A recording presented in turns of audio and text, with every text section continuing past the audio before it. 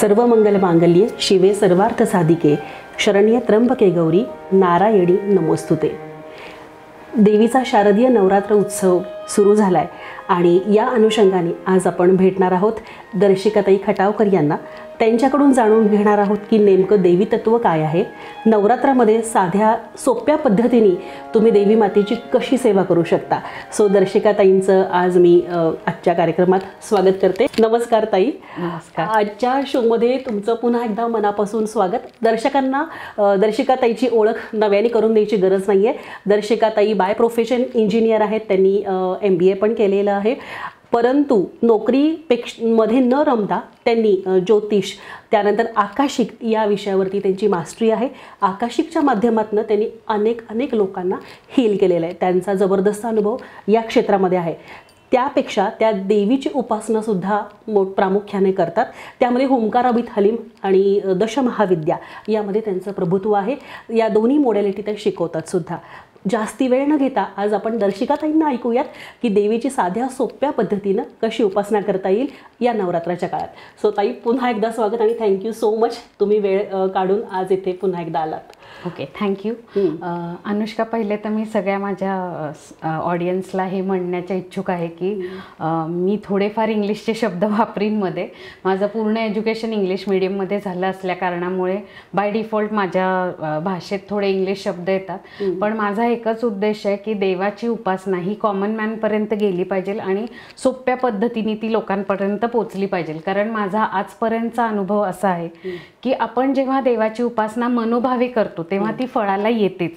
मग त्याच्यासाठी आपल्याला काही खूप मोठ्या पूजा कराव्या लागत नाही किंवा अनुष्ठानही करावं लागत नाही। सो आजचा जो आपण विषय घेतला आहे देवी उपासनेचा, तर ते पण मी खूप सोप्या भाषेत सर्वसाधारण लोकांना जमेल या पद्धतीने उपासना आज मी सांगणार आहे तुला। आपण हुंकारावित हलीमही डिटेलमध्ये बघूया, पण आता नवरात्र सुरू होत आहे त्यामुळे नवदेवींची कशी उपासना करायची हे मी तुम्हाला आज सांगेन ह्या पॉडकास्ट।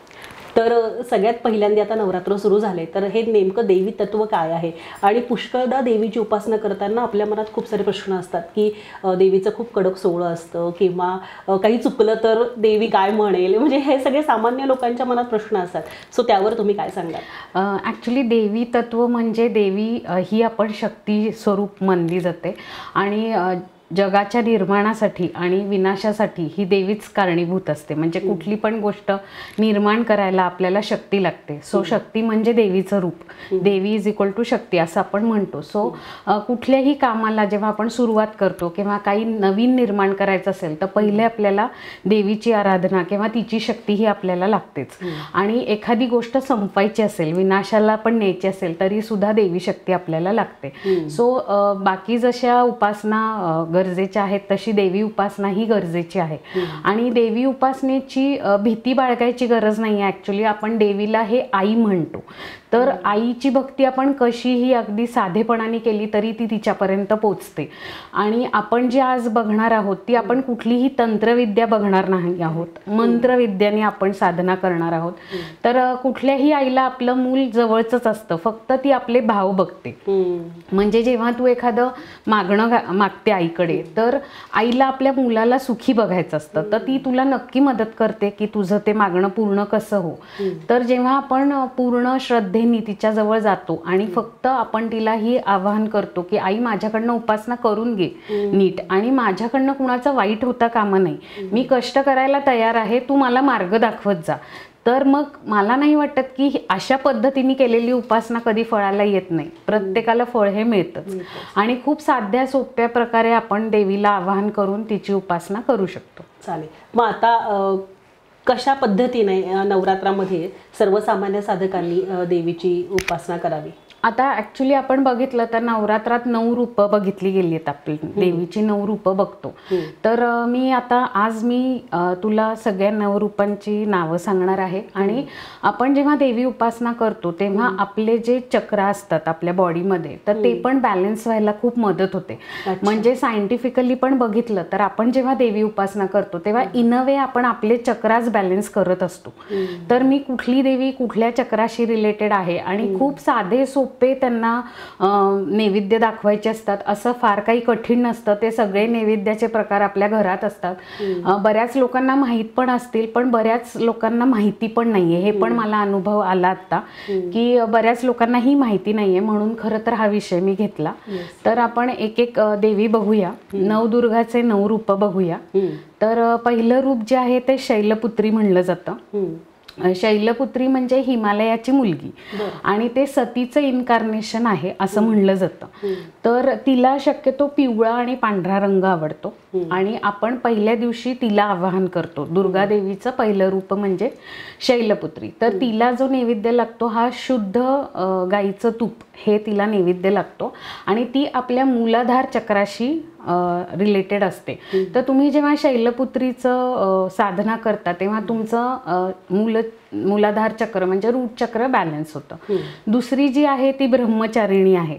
ब्रह्मचारिणी हे परत पार्वतीचंच रूप आहे. तिने घोर तपस्या केली होती शंकराशी लग्न व्हावं म्हणून. तर आपण जर ही स्टोरी बघितली तर तिची जी लॉयल्टी होती शंकरासाठी की मला हाच नवरा हवा आहे, तर ती लॉयल्टी इन अ वे आपण आपल्या हजबंडसाठी बिल्डअप करत असतो. त्याच्यानंतर उपासना खूप केली तिने, त्यामुळे पेशन्स वाढतो आपल्यातला इगो, अहंकार हे सगळं नष्ट व्हायला आपल्याला मदत होते. त्याच्यानंतर ब्रह्मचारिणी आणि त्या देवीला कुठला नैवेद्य दाखवायचा? त्या देवीला साखर नैवेद्य दाखवतो आपण आणि ती मंगळ ग्रहाला पण शांत करते. म्हणजे ज्यांच्या पत्रिकेत सप्तम स्थानी खराब मंगळ आहे, म्हणजे कडक मंगळ आहे, तर मंगळाचे दोष पूर्ण घालवायला आपल्याला ब्रह्मचारिणी मदत करते आणि ती सेक्रल चक्राशी निगडित आहे. सो तुमचं सेक्रल चक्र जर तुम्ही बघितलं तर सेक्रल चक्र हे सगळे मटेरियलिस्टिक नीड्स फुलफिल करण्यासाठी ते जर बॅलन्स्ड असेल तर तुमचे सगळे फुलफिल होतात मटेरियलिस्टिक नीड्स. सो ब्रह्मचारिणी त्याला बॅलन्स करते. मग तिसरी जी देवी आहे ती चंद्रघंटा देवी आहे. तर तिने घंटा आणि चंद्र असं तिच्या मस्तकावर धारण केलंय. ती स्ट्रॉंग देवी आहे. ती तुमचे जे अडकलेली कामं असतील, जी होत नसतील, पुढे जात नसतील, तर ह्या देवीला आपण चंद्रघंटाला आपण भजतो. हिला खिरीचा नैवेद्य लागतो, म्हणजे दूध लागतं, दूध, साखर. शक्यतो तांदूळाची खीर हिला आवडते. तर भरपूर सारे ड्रायफ्रुट्स वगैरे टाकून आपण तांदूळाची खीर तिला अर्पित करावी. ह्यांनी आपलं नेवल चक्र, मणिपूर चक्र बॅलन्स होतं. चौथी जी आहे ती कुष्मांडा देवी आहे. तर कुष्मांडा देवी असं म्हणलं जातं की सूर्याचा मध्यभाग जो आहे तिथं ती वास करते.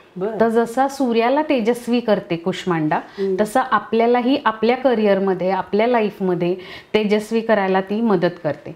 तर हिला जो नैवेद्य लागतो तो मालपुव्याचा नैवेद्य आहे आणि ती हार्ट चक्राशी रिलेटेड आहे. So emotional trauma, anxiety, fear factor. आता सूर्याचा प्रकाश आपल्याला ती देते म्हणल्यावर फिअर फॅक्टर जातोच. म्हणजे थोडक्यात आपल्या आयुष्यातनं काळोख, अंधकार पूर्ण नाहीसा होतो. म्हणून आपण कुष्मांडा देवी भजतो. त्याच्यानंतर जी येते ती स्कंदमाता आहे. स्कंदमाताला कार्तिकेयची आई सुद्धा म्हणलं गेलं आहे आणि तिला केळ्याचाच नैवेद्य लागतो. तर ज्यांना मूलबाळ होत नसेल, कारण केव्हा ज्यांना प्रामुख्याने मुलगाच हवाय, मुली आहेत पण आता मला मुलगाच हवाय असं ज्यांचा अट्ठास आहे, त्यांनी स्कंदमातेची उपासना केली पाहिजे. स्कंदमातेला 5व्या दिवशी म्हणजे पंचमीच्या दिवशी आपण समजा 9 विड्याची पानं अर्पित केली, हा संकल्प घेऊन की मला मुलगा होऊ दे, तर 100% त्यांची ती मनोकामना पूर्ण होते. ही थ्रोट चक्राशी रिलेटेड आहे. तर तुम्हाला जिथे जे लोक मार्केटिंगमध्ये आहेत किंवा ज्यांना बोलायचं काम जास्ती आहे त्यांनी स्कंदमातेची उपासना केली पाहिजे. त्याच्यानंतर जी दुसरी 6वी देवी येते ती म्हणजे आपली कात्यायनी देवी येते. तर कात्यायनी देवी खूप पॉवरफुल देवी आहे सगळ्यांमधली. त्या देवीमध्ये ब्रह्मा, विष्णू, महेश ह्या तिन्हीचाही अंश त्या देवीमध्ये आहे. सो भयान ज्या सिच्युएशन्स असतात, जे खूप बॉटलनेकमध्ये अडकले, तुम्ही पुढेच वाढत नाहीये, किंवा आपण बघतो की फॅमिलीजला कर्सेस असतात ज्या निघत नाही, तर ते ह्या देवींनी, कात्यायनी देवींनी आपण ते सॉल्व्ह करू शकतो.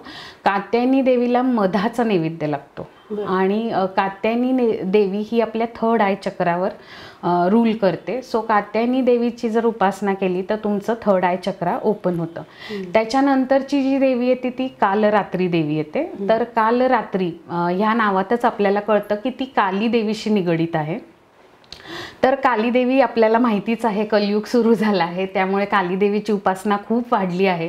काली देवी हा शनीचा जो ग्रह आहे, म्हणजे शनी महाराजांना सगळे खूप घाबरतात. तर शनीची महादशा चालू आहे, 7.5 चालू आहे, शनीचे ज्यांना बॅड इम्पॅक्ट्स येत आहेत तर त्यांनी कालरात्री म्हणजे काली मातेची उपासना केली पाहिजे, जेणेकरून तुमचे शनी महाराज कंट्रोलमध्ये राहतात. आणि ज्यांच्या घरात वारंवार आजारपण येत आहे तर त्यांनी काली देवीची उपासना केली पाहिजे, कारण शेवटी मृत्यूचं भय पळवणारी देवी म्हणजे कालरात्री आहे.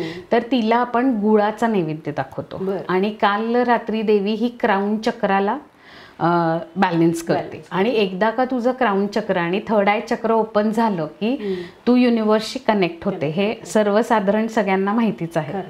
मग कालरात्री नंतर जी येते ती महागौरी रूप आहे. महागौरी म्हणजे सगळ्या देवींचं थोडं थोडं घेऊन महागौरी हे रूप तयार झाले. तर आपल्या सांसारिक अडचणी ज्या काही असतात, मुलं बाळ होत नाही, घरात भांडणं कटकटी आहेत, किंवा कुळधर्म कुलाचार होत नाही, किंवा मागच्या जन्मीचे काही कार्मिक आपण फेडत आहोत, ते कर्म कट होत नाहीयेत, पाप आपल्याकडनं वाढत चालले, तर महागौरीची उपासना केली जाते. महागौरी परत क्राऊन चक्राशीच रिलेटेड आहे आणि तिला नारळ हा चढवला जातो प्रसाद म्हणून. आणि शेवटची जी आहे 9वी ती सिद्धिदात्री देवी आहे. आता जर तू नाव बघितलं तर सिद्धी आणि दात्री म्हणजे सगळ्या प्रकारच्या सिद्धी मिळवून देणारी ही देवी आहे. आणि हिचा रंग जो आहे तो जांभळा आहे, व्हायलेट आहे. अगेन थर्ड आय आणि क्राऊन चक्राशी ही रिलेटेड आहे. तर सगळं करून झालं, आता स्पिरिच्युअल अवेकनिंग हवंय तुम्हाला तुमच्या आयुष्यामध्ये, तर सिद्धिदात्री देवीला भजलं पाहिजे. म्हणजे तुम्ही स्पिरिच्युअल ह्याच्याशी जास्त कनेक्टेड होता. आता माझे जे कोणी आकाशिकचे स्टुडंट्स आहेत त्यांना ते असं म्हणतात की मेडिटेशनमध्ये जांभळा रंग दिसतो मॅडम. तर मग जांभळा रंग कसा डिकोड करायचा, तर तो असा डिकोड करायचा की आपल्याला स्पिरिच्युअली ग्रो व्हायचंय, त्यामुळे क्राऊन चक्र आणि थर्ड आय चक्र ओपन झालं पाहिजे. मग त्याच्यासाठी ह्या देवीची उपासना पण आपल्याला फलदायी ठरते. तर असे हे 9 देव्यांचे साधे सोपे नैवेद्य आहे आणि हे चक्राज आपले बॅलन्स होतात. म्हणजे याला उपासनेला शास्त्राची, अध्यात्माची आणि शास्त्राची जोड आहे, त्यामुळे ते स्त्री तत्वाला पण जास्ती बॅलन्स करत असेल. परफेक्ट. तर मला असं विचारायचं की यांची उपासना करायची म्हणजे यांचा जप करायचा का, ध्यान लावून बसायचं का, काय म्हणजे? आता जसं मी म्हणलं की छोटे छोटे नैवेद्य आहेत, ह्या सगळ्या गोष्टी आपल्या घरात असतात. थोडक्यात भगवंताला काय आवडतं की रोज तुम्ही त्याला आठवताय, म्हणजे रोज तुम्ही त्याची आठवण करताय. मग हे नैवेद्य दाखवून सुद्धा तुम्ही देवीला खुश करू शकता. त्या देवीचं नामस्मरण म्हणजे फक्त ओम कात्याय नमः असं म्हणलं किंवा ओम महागौरी नमः एवढं जरी म्हणलं तरी ते पोचतं 108 वेळेला. किंवा आता नवदुर्गाच्या ह्याच्यात तुम्ही दुर्गा सप्तशतीचा पाठ करू शकता. तर दुर्गा सप्तशतीचा जो पाठ जर आपण केला 14 वेळेला तर आपल्याला नवचंडी होम केल्याचं पुण्य लागतं. तर ह्या 9 दिवसांमध्ये मग लोक मला विचारतात की आता दुर्गा सप्तशती खूप कठीण असते. मग कठीण म्हणलं तर तसं काही नसतं, पण आजकाल काय झालंय लोकांना वेळ काढायचा नसतो. म्हणजे मी हे नाही म्हणत की लोकांनी एन्जॉय नाही केलं पाहिजे, नक्कीच एन्जॉय केलं पाहिजे, पण दिवसभरातनं 1-1.5 तास भगवंताच्या सेवेत घालवला, नुसता जप म्हणला, दुर्गा चालिसा म्हणली, लक्ष्मी चालिसा म्हणली, श्री सूक्त म्हणलं 16 वेळेला, तर श्री सूक्त 16 वेळेला म्हणायला साधारण 45 मिनिटं ते 1 तास लागतो. तर जरी एवढं जरी केलं तरी ही काही कठीण उपासना नाहीये, ही सर्वसाधारण लोक करू शकतात. दुर्गा चालिसाचा पाठ सुद्धा 108 वेळेला रोज केला तरी ते फ्रुटफुल होतं. आणि मी जसं त्या देवींचं सांगितलं त्यांचे नामस्मरण केले तरी ते तुमचे चक्रास ओपन होतात. म्हणजे आता कसं की महागौरीचा मला मंत्र माहिती नाहीये फॉर एक्झाम्पल, तर मग मी कसं करायचं, तर मग काही हरकत नाही, त्या दिवशी सकाळी उठायचं, महागौरीला आवाहन करायचं, म्हणजे त्या नावाने, म्हणजे शैलपुत्री देवीला आवाहन करायचं की मी आज तुझी उपासना करत आहे, मला एक्झॅक्ट माहिती नाही तुझं जप काय आहे, पण मी तुझी मुलगी आहे, मी देवीचं दुर्गा चालिसा म्हणते आहे, तेच तू तुझं स्तुती समजून पदरात पाड, एवढं म्हणून दुर्गा चालिसा पैसा म्हणलं तरी ते शैलपुत्रीला पोचणारच आहे, कारण सुरुवात आपण तिच्या नावाने करत आहोत. सो ह्या पद्धतीने उपासना केली तर फळ नक्कीच मिळतं, म्हणजे त्याला काही हेच नाहीये. नेहमी जेव्हा मी तुमच्याशी बोलते किंवा तुमच्याकडनं जे काही वेगवेगळे उपाय ऐकते, ज्या काही मी मॉडॅलिटी तुमच्याकडनं शिकले, त्यातून एक कॉन्फिडन्स असा येतो की देवाला न घाबरता त्याच्याशी तुम्ही जितकं मोकळेपणाने बोलाल, जितक्या तुमच्या मनातल्या भावना व्यक्त कराल, तितकं तुम्ही जास्ती जवळ जाऊ शकता. म्हणजे आता इतक्या साधेपणाने आहे की बाबा मला माहिती नाहीये तुझी पूजा कशी करायची आहे, तरी जे मी करते तेच गोड मानून घे, पण फक्त करणं महत्वाचं आहे. त्याच्यासाठी बसणं महत्वाचं. खूप लोकांच्या मनामध्ये आता तुम्ही म्हणाल की कलियुग सुरू आहे आणि काली मातेची उपासना सुद्धा चालू आहे, तर मग या काली मातेच्या बद्दलही खूप साऱ्या गोष्टी म्हणजे आहेत. तर सर्वसामान्य साधक काली मातेची उपासना करू शकतात. म्हणजे काली माता ही 2 विद्यांमध्ये मोडते, तंत्र आणि मंत्र विद्यांमध्ये मोडते. तर जेव्हा आपण एखादा फोटो बघतो काली मातेचा, तेव्हा तुम्ही लक्ष द्या की ज्या फोटोमध्ये देवी उजवा पाय पुढे, म्हणजे शक्यतो काली मातेचे फोटो असतात ज्याच्यात शंकर तिच्या पायाशी लोळलेले असतात आणि तिचा पाय शंकरांवर असतो. तर जर तो पाय उजवा असेल तर ती आपली मंत्रविद्येतली देवी आहे. जर डावा पाय पुढे असेल तर ती तंत्रविद्येतली आहे. तर आपण तंत्रविद्या फॉलो करतच नाही, आपल्याला ते करायचंच नाहीये. कारण आपण जेव्हा सुरुवात करतो एखाद्या उपासनेला तेव्हा पूर्ण सरेंडर मोड मध्येच करतो की माझ्या हातून कुणाचं वाईट घडू नको देऊ, जे काही व्हायचं ते चांगलंच घडू दे, मी कष्ट करायला तयार आहे, मला माझं ध्येय प्राप्त होऊ दे, हे म्हणूनच आपण सुरू करतो. त्यामुळे देवी पण ती काळजी घेते की तुमच्याकडनं काही वाईट घडू देत नाही. तर उजवा पाय जिचा पुढे आहे त्या काली देवीला जर तुम्ही भजलं तर काहीच प्रॉब्लेम नाहीये. आता काली देवीचा मंत्र असतो एकाक्षरी मंत्र, तो क्रीम असा मंत्र आहे. तर त्याची उपासना तुम्ही 1.25 लाख वेळेला करू शकता संकल्प घेऊन, आणि खूप साधा सोपा मंत्र आहे, त्याला काही अवघड काही नाहीये, पण बैठक गरजेची, जसं मी म्हणलं तसं. तर हा नवरात्राच्या 9 दिवसांमध्ये तुम्ही नुसता क्रीम हा मंत्र जरी केला तरी तुमच्यात खूप ऊर्जा निर्माण होईल, तुम्हाला ते इफेक्ट्स दिसतील. अर्थात तुम्ही देवी उपासना करत आहात त्यामुळे त्याचे असे पण परिणाम दिसले आहेत की तुमच्यातली ऊर्जा खूप वाढते, थोडासा राग वाढतो. त्यामुळे शक्यतो मी प्रत्येकाच पॉडकास्टमध्ये किंवा प्रत्येकांना सांगते की जेव्हा तुम्ही काही संकल्प घेऊन उपासना करत असता तेव्हा शक्यतो जितक्या दिवसांचा संकल्प आहे तेव्हा सोशल लाईफ टाळा. आता सोशल लाईफ टाळा म्हणजे घरी बसा असं नाही की नोकरी जे करणार आहेत त्यांना नोकरीला जावंच लागणार आहे, पण सोशल लाईफ टाळा ह्याचा अर्थ मी काय म्हणते की उगाच रेस्टॉरंटमध्ये गेलाय, पार्ट्या करताय, किटीज अटेंड करताय, तर हे सगळं नका करू. कामास काम ठेवा, फक्त तेवढं काम आहे तेवढं करा आणि या, बाकीचं काही करू नका. कारण ह्या उपासनेत ऊर्जा वाढते, त्यामुळे चिडचिड वाढते. तर कदाचित ते लोकांना कळणार नाही की तुमच्यातला हा चेंज काय. त्यामुळे शक्यतो जेवढी एनर्जी तुम्ही स्टोअर करू शकता न बोलून तेवढी केली तर तुमचा संकल्प पूर्ण व्हायला मदत लवकर पूर्ण होतो. म्हणजे साध्या सोप्या गोष्टी आहेत ज्या तुम्ही टू द टी फॉलो केल्या तर तुम्हाला बरेच चांगले रिझल्ट येऊ शकतील. सो आता तुम्ही मगाशी सांगितलं की 9 दिवसाच्या या 9 देवी आहेत, परंतु अनेकांचा असा प्रश्न असतो की आम्हाला कुलदैवतेची उपासना करायची आहे, कुलदेवीची उपासना नवरात्रामध्ये करायची आहे, तर मग त्यांनी हे दोन्ही करायचं का? कुलदेवी नाही, ऍक्च्युली नुसतं कुलदेवतीला आवाहन करून तिलाच आवाहन केलं की मी ह्या 9 दुर्गा ज्या आहेत ह्यांचे जे स्वरूप आहेत ते मी तुझ्यातच बघते आणि मी तुझ्याच पशी नतमस्तक होऊन तुझीच उपासना करते. तू नवदुर्गाचे सगळे स्वरूप तुझ्यातच बघून मी तुझ्या जवळ आली आहे, तर तू माझ्याकडनं उपासना करून घे. रादर मी हे म्हणेन की ज्यांना खरंच कुलदेवता माहिती आहे, म्हणजे बऱ्याचदा क्लायंट येतात माझ्याकडे की ज्यांना त्यांची कुलदेवी माहीतच नसते, पण ज्यांना कुलदेवी माहिती असेल त्यांना तर मी म्हणजे मनापासून सांगते की तिचीच स्थापना करा, कारण ती तुमची आई आहे. तर तिला माहिती आहे तुम्हाला कुठे न्यायचंय, तर तुम्ही तिला स्थापित करा. स्थापित करा म्हणजे काय की अगदी काही खूप त्याला म्हणजे रूल्स अँड रेग्युलेशन्स नाही आहे. तुम्ही फक्त तुमच्या कुलदेवीचा फोटो ठेवा आणि तिला रोज हार चढवा, मनोभावे आरती करा. आपली दुर्गट ती आहे देवीची, दुर्गा देवीची आरती ती म्हणा, श्रीसूक्त म्हणा. एवढं म्हणलं आणि प्रत्येक देवीची एक स्वतंत्र आरती असते आपल्या कुलदेवतेची, तेवढी म्हणली तरी पुष्कळ आहे. आणि बाकी मनात आवाहन त्या देव्यांना करा आणि तो प्रसाद फक्त कुलदेवी समोर अर्पण करा. तरी एवढं सोपं आहे. आता अजून एक उपासना जी इतर लोक करू शकतात ती म्हणजे दिवा लावण्याची. म्हणजे बरेच लोक मला म्हणतात की 9 दिवसाचा दिवा, मग तो राहतो का? म्हणजे मी बघितलंय की ज्याला उपासना करायची त्याचा दिवा राहतो, पण तुम्ही शंका घेतल्या किंतु परंतु घेतला की मग प्रॉब्लेम होतो. तर आणि एक गोष्ट इथे मी परत सांगेन की देवी ही उग्र नाहीये, शेवटी ही तुमची आई आहे, तर तिलाही माहिती आहे की हे तुमच्याकडनं तुम्ही मुद्दामून नाही केलेले.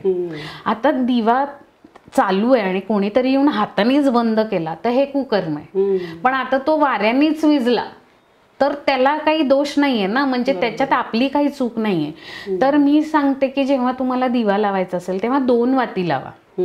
म्हणजे एक जरी विजली तरी एक चालू राहते.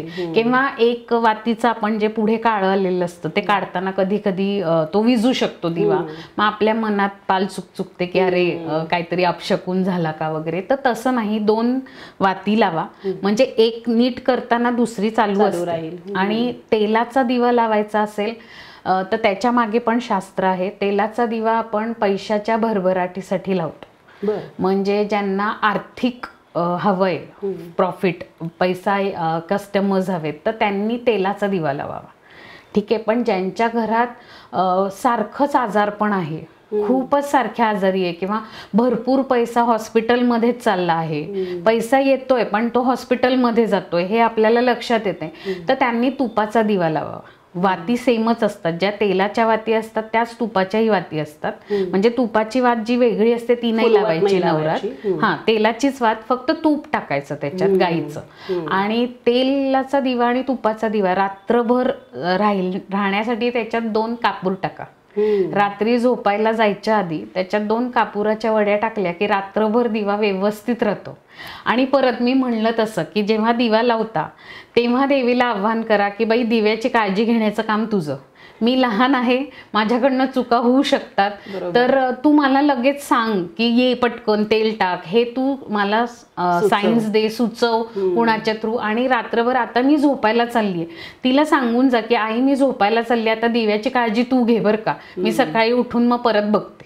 असं करून केलं तर मला नाही वाटत की कुणाचाही दिवा विजेल आणि असं काही होईल. किती सहज आणि सोपं आहे ना, जसं आपण घरातल्या मोठ्या माणसाला सांगतो की मी झोपायला चालली. आणि आपण ती एनर्जी, म्हणजे जसं आपण गणपती स्थापित करतो तसं आपण त्या देवीला आव्हान केलंय, ती आपल्या घरी आली आहे तर ती तिथं आहे हे तुम्ही आधी समजा की ती आपल्या घरात आहे, आपला भाग आहे. तर जसं एक आपले वडीलधारी लोक असतात की घरात आपण त्यांना नाही सांगितलं तरी त्यांचं लक्ष असतं की नात तू कुठे गेला, नात कुठे गेली, तसंच आई सुद्धा लक्ष देते दिव्याकडे. इतकं सोपं आहे. त्याच्यानंतर काही लोक असं पण म्हणतात की मग सवाष्णी घालायलाच लागतात का, किंवा कुमारिका, पण आता नसेलच मिळत तर मग काय करायचं, तर मग फक्त मंदिरात जाऊन तुम्ही शिदा दिला तरी तो देवीला मान्य असतो. शेवटी काय, भाव महत्वाचा आहे. आणि जुन्या काळी आपण जेव्हा बोलवायचो सवाष्णी म्हणा किंवा कुमारिका म्हणा, तर त्याच्या मागचे 2 उद्देश होते. एक तर अन्नदान व्हायचं आपल्याकडनं, आणि घरामध्ये थोडासा, जुन्या काळी एवढी श्रीमंती नव्हती लोकांकडे की पंचपक्वान्न होईल, तर ह्या निमित्ताने का न हो, घरची लोक पंचपक्वान्न खायची. म्हणजे तिथे पण देवीचा निस्वार्थपणा आहे, ती काहीच खात नाहीये, ऍक्च्युली ती आपल्यालाच पंचपक्वान्न खायला देते. तर इथे कुठेतरी तुम्ही रोज ग्रॅटिट्यूड तिला दिला पाहिजे. त्याच्यानंतर नवरात्रात आपण बघतो बरेच लोक चप्पल घालत नाही 9 दिवस, तर त्याच्या मागे पण शास्त्र आहे की जेव्हा आपण एखादी उपासना करतो चप्पल घालत नाही तेव्हा 9 दिवस का न हो, आपण त्या पेनमधनं जातो, आपण आपल्या बॉडीचं शुद्धीकरण करतो, तिथं आपल्याला पिंच बसते की देवीने आपल्याला भरपूर दिलंय, आज चप्पल नाही, चिकचिक घाण लागते, खडा टोचतो, तर त्या लोकांकडे ज्यांच्याकडे नाहीये त्यांची दुःख काय आहे ही इन अ वे तुम्ही भोगत असता. आणि कुठेतरी न कळत आपण त्यांच्या दुःखातनं जाऊन आपल्यात तो ग्रॅटिट्यूड निर्माण होतो युनिव्हर्ससाठी की तू मला खूप चांगल्या अवस्थेत ठेवले, की जेणेकरून आज मी पाहिजेल त्या गोष्टी पाहिजेल त्या वेळेला वापरू शकते. आणि शुद्धीकरण होतं शरीराचं, जसं मी म्हणलं तसं. त्यामुळे खूप सोप्या सोप्या उपायांनी आपण देवीला प्रसन्न करू शकतो. खरंच खूप छान आहे. आणि आता तुम्ही दस महाविद्या आणि हुंकारा विथ हलीम ह्या दोन्ही मॉडॅलिटी शिकवता, तर आज आपण प्रामुख्याने हुंकारावीत हलीम या विषयावरती बोलणार आहोत. तर नाव थोडंसं वेगळं वाटतंय, तर ह्याच्याविषयी माहिती सांगा. हुंकारावीत हलीममध्ये आपण 2 देव्यांच्या मॉडेलिटीज शिकवल्या जातात. त्याच्यामध्ये बगलामुखी माता आणि काली माता ह्यांची उपासना शिकवली जाते. ॲक्च्युली हुंकारावीत हलीम हे असं काही वेगळं नव्हतं. आधी ते लामा फेरामध्येच होतं, पण लामा फेरा मॉडॅलिटीतनं ह्या 2 देव्यांची मॉडॅलिटी सेपरेट करून एक सेपरेट मॉडॅलिटी तयार झाली, जिचं नाव हुंकारावीत हलीम. आता हे थोडं वेगळं नाव वाटतं, पण हुंकारा म्हणजे हुम ह्या मंत्राचं प्रोनाउन्सिएशन आहे. हुंकारा म्हणजे देवी जेव्हा प्रसन्न असते किंवा रागात असते तेव्हा ती असं बोलते, ह्या पद्धतीत उत्तर देते, म्हणून तो हुंकारा देवीचा. आणि हलीम म्हणजे ऍक्च्युली हलीम शब्द नव्हता, तो रीम असा शब्द होता, जो वेळेकाळाने र हा उच्चार गेला आणि हलीम मध्ये कन्वर्ट झाला. तर हुंकारा जो आहे तो काली मातेशी आहे. तर ह्याच्यामध्ये आपण जसं मी तुला म्हणलं की प्रत्येक मंत्राचा जर 1.25 लाख आपण जप केला तर तो सिद्ध होतो.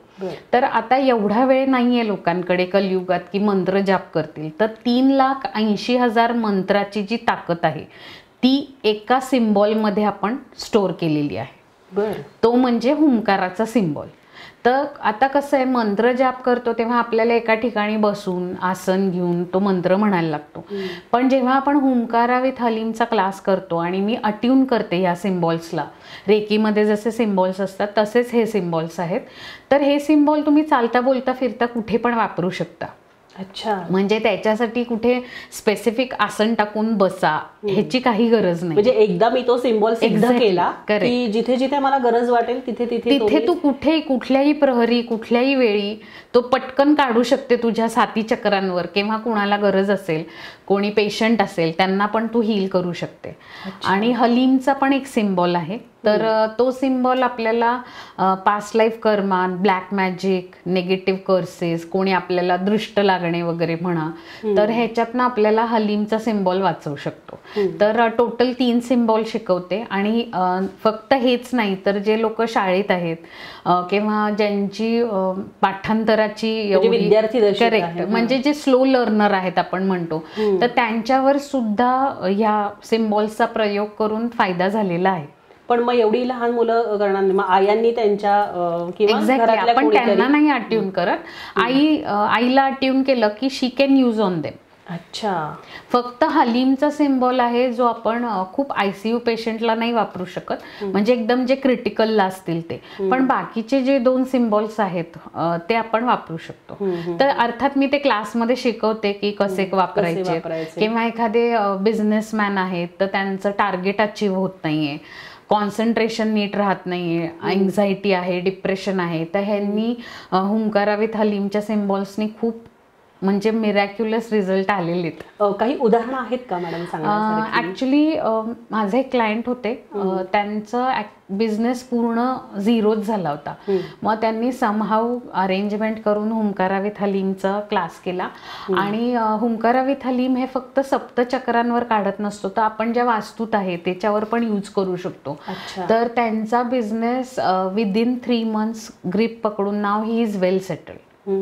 आणि अजून एक जण आहेत ज्यांना हेल्थ इश्यूज होते, पण काही केल्या त्यांच्या रिपोर्ट्समध्ये काही येत नव्हतं, पण मग त्यांनी अट्यूनमेंट घेतली आणि त्यांचा खांद्याचा प्रॉब्लेम होता, खूप दुखत होता. आणि ॲक्च्युली ते आर्टिस्ट आहेत, म्हणजे तबला वाजवतात, तर त्यांना खूप पेन व्हायचं. मग त्यांनी हुंकारावीत हलीमची अट्यूनमेंट घेतली आणि त्यांचे सिम्बॉल्स ते स्वतःच्या चक्रांवर द्यायला लागले.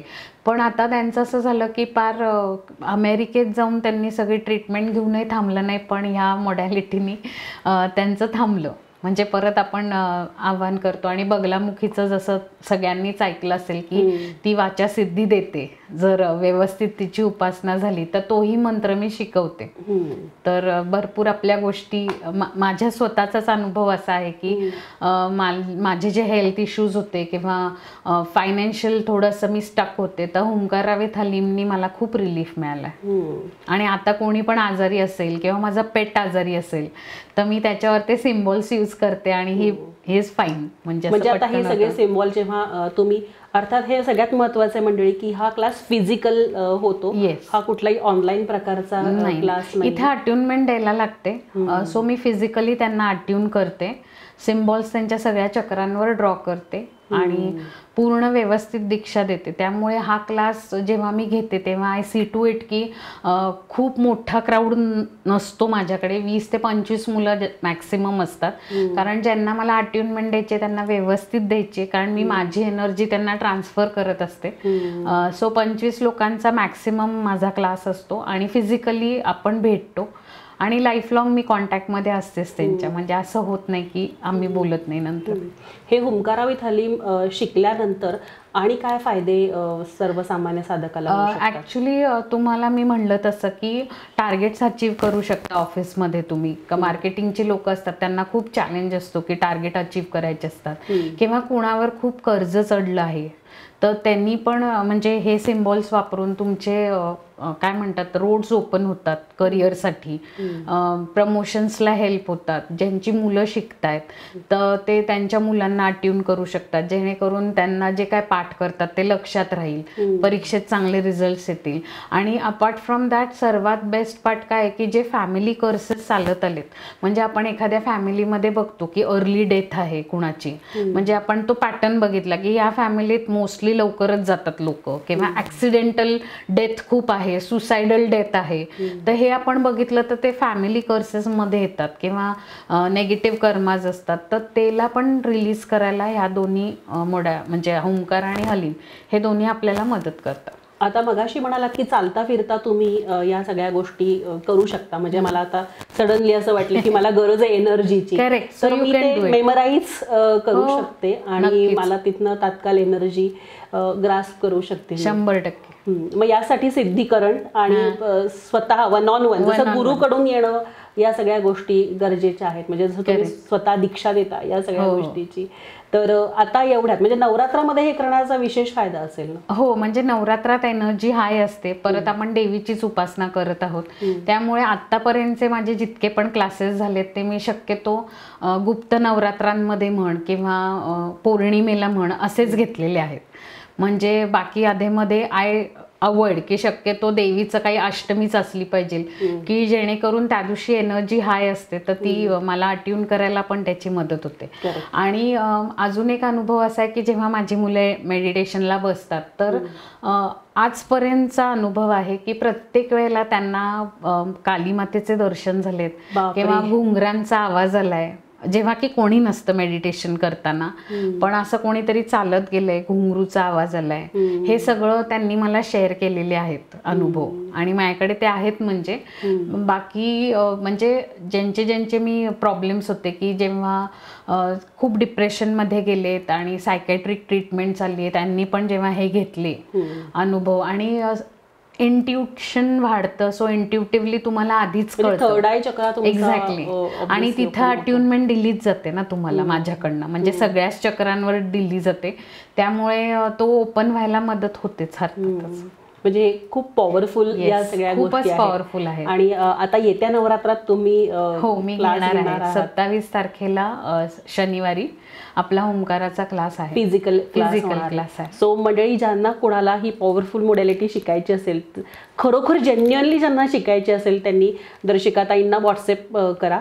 सो जर तुमचा नंबर लागला तर you will be the most luckiest person की ह्या मॉडेलिटीचा त्यांना फायदा होऊ शकतो. अजून एक अनुष्का मला तुला सांगायचं आहे की विड्याच्या पानाचं खूप महत्त्व आहे आपल्याकडे, आणि नवरात्रात आपण विड्याच्या पानांचा कसा उपयोग करून आपल्या इच्छापूर्ती करू शकतो ते मी थोडं प्रेक्षकांना सांगायचे इच्छुक आहे. तर विड्याची पानं 5व्या दिवशी जर स्कंदमातेला आपण 9 विडे बनवून जर आपण देवीला चढवले तर पुत्रप्राप्ती होते.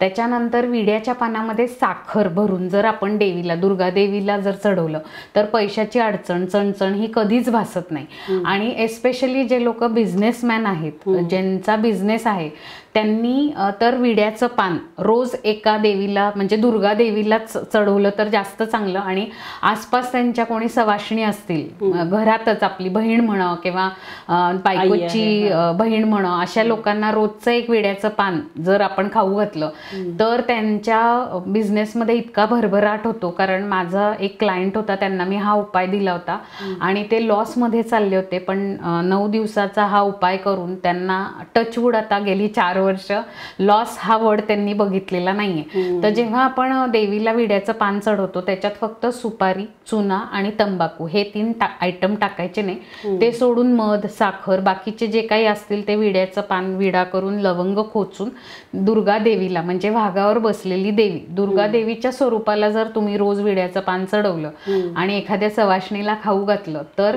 बाकीची उपासना नाही केली तरीही तुम्हाला फळाला नेते. कारण विड्याच्या पानाचं महत्त्व असं आहे की विड्याच्या पान जर आपण बघितलं तर खालचा पाठ जो असतो विड्याच्या पानाचा तिथं लक्ष्मीचा वास असतो, मध्यभागी सरस्वतीचा वास असतो आणि टिपला इंद्र आणि शुक्र हे दोघं विराजमान असतात.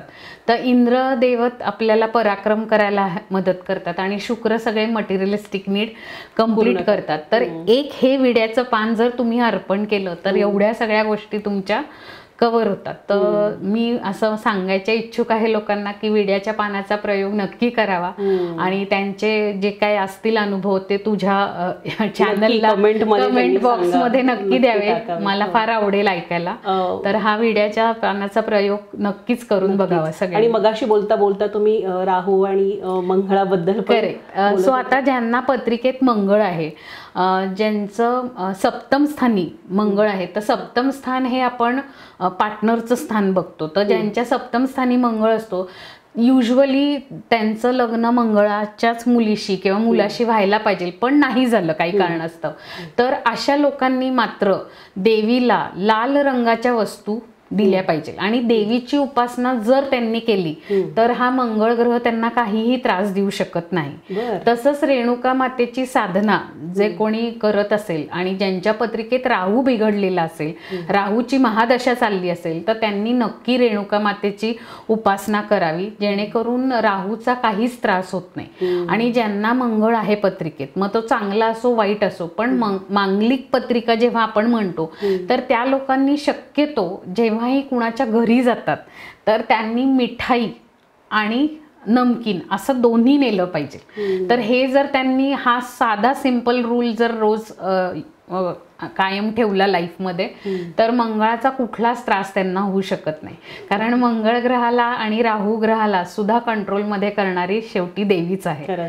सो ह्या दोन्ही ग्रहांना असं छोट्या छोट्या पद्धतीने, आणि जे लोक मांगलिक आहेत आणि त्यांनी तर सवाष्णीला कायम लाल बांगड्या, लाल ड्रेस किंवा सौभाग्याचं काही हे दान केलंच पाहिजे, म्हणजे मंगळाचे काहीच दुष्परिणाम होत नाही. किती सोपे आणि सोपे आहे. खरं तर मॅडम बरोबर तास बोललं तरी कमीच आहे, इतकं भरभरून प्रत्येक वेळेस तुम्ही देता. तर मला खूप छान वाटेल जर लोकांना खरोखर हुंकारा विथ हलीम ही साधना करायची असेल आणि शिकायची असेल तर त्यांनी नक्की मॅडमला व्हॉट्सअपवर संपर्क साधा आणि तुमच्या जीवनात देवीच्या उपासनेने जे काही बदल होतात ते तुम्ही प्रत्यक्ष अनुभवा. सो मॅडम पुन्हा एकदा आपले मनापासून आभार, तुम्ही आलात आणि इतकी छान माहिती दिलीत. पुन्हा एकदा मनापासून आपले आभार.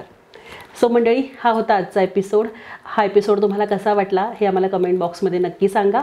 तुमचे देवी उपासनेचे अनुभवसुद्धा जरूर शेअर करा आणि तुमच्या देवी भक्तांना हा एपिसोड शेअर करा.